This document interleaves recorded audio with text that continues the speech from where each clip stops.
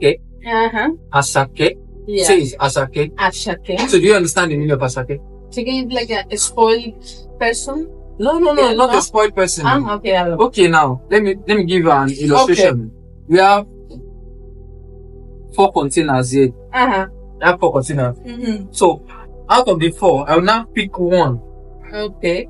That this is precious to me out of the multitude. Okay. Now mo sá láàárín ọ̀pọ̀lọpọ̀ mo wá ń kéré. Care means to take care of, to pamper. Okay, no, I don't want to say it for it, but yeah. So now, your husband gave you Àṣàkẹ, right?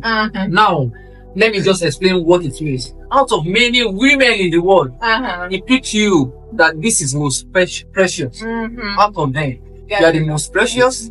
You are the most expensive woman that he needs to care for, to love, to appreciate. You understand now? Yeah. So Àṣàkẹ, that means he really loves you. Out of many women, so you are special.